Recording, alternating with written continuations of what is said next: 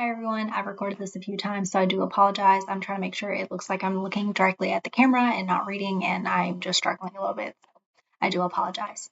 Today I'll be presenting a pest analysis of Mexico, exploring the key factors such as political, economic, social, and technological considerations that could impact a foreign investment in this country. Let's dive in. A pest analysis is a strategic tool that's used to evaluate macroenvironmental factors that could influence business decisions. PEST stands for political, environmental, social, and technological factors. In this analysis, I'll break down each of these aspects in regards to Mexico's business environment and make a recommendation about whether or not to invest in Mexico. Let's start off with the political factors. So, Mexico is a federal republic with a multi party system. The president holds significant executive power and is elected for a single 6-year term. The current president is Claudia Sheinbaum, I believe is how you pronounce her name. The political landscape is relatively stable, but there are challenges, especially in regards to corruption and crime for drug cartels. These issues can impact foreign businesses, especially in certain regions of the country. The country's political environment is favorable for international business, though, especially because of its extensive network of trade agreements. So it's currently a member of the USMCA, so it's the United States Mexico Canada Agreement, and they're also part of the Comprehensive and Progressive Agreement for Trans-Pacific Partnership. So because of these agreements, they have reduced tariffs, eased trade barriers, and promoted foreign investment because they have access to key global markets, especially in North America. Mexico has made some strides in improving transparency and regulatory frameworks, but because of corruption and bureaucratic inefficiencies, they still present challenges for foreign business.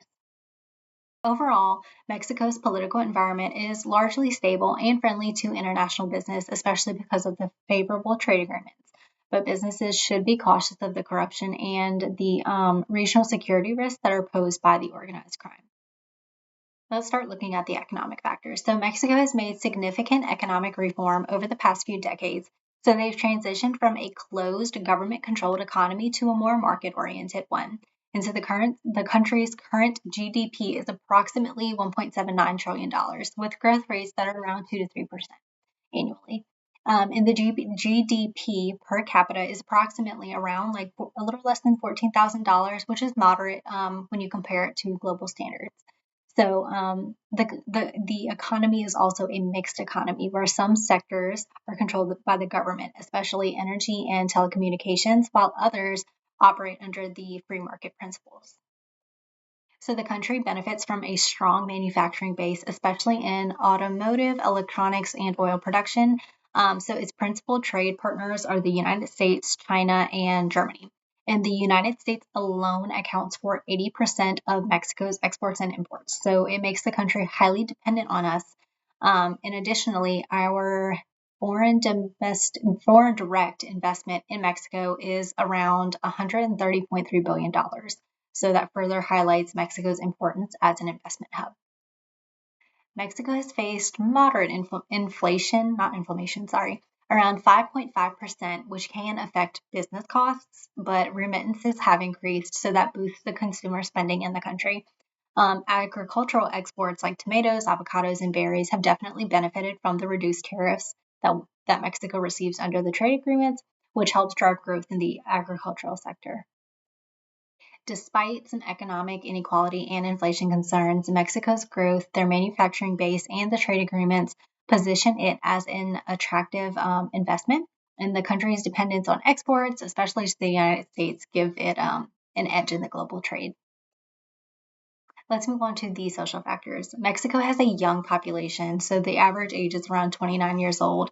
And so they have a large dynamic consumer base, especially in the urban areas. I think around 80% of the population lives in cities like Mexico, Guadalajara, and Monterrey.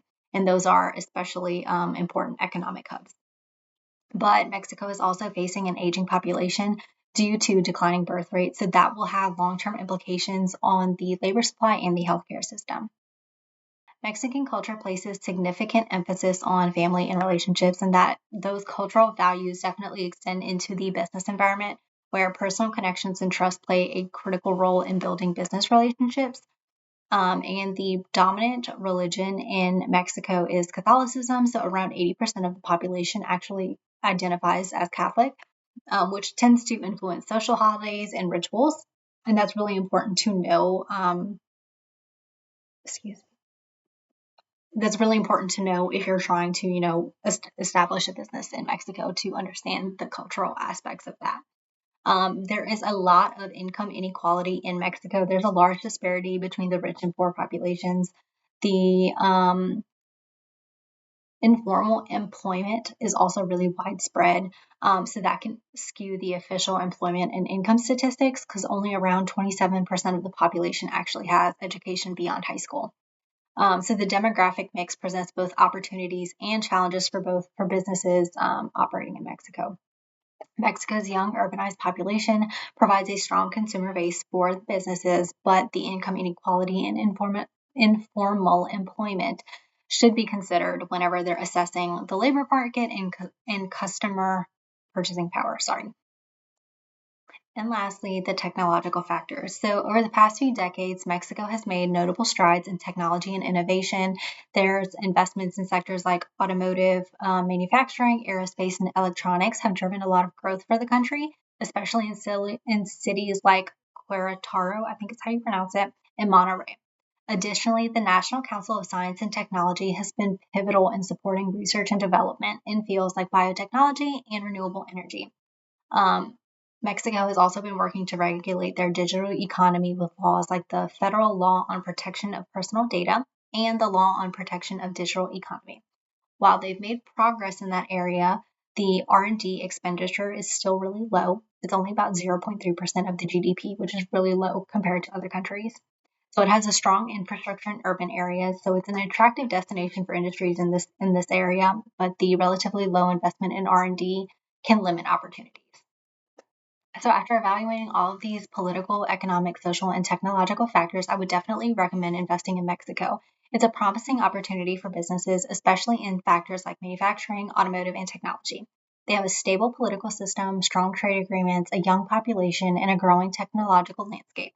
But corruption, income inequality, and regional security risks do remain a concern for countries or, foreign investment opportunities. So despite these challenges, though, the benefits of access to the U.S. market, the low labor costs, and Mexico's position as a global manufacturing hub make it a favorable destination for investment.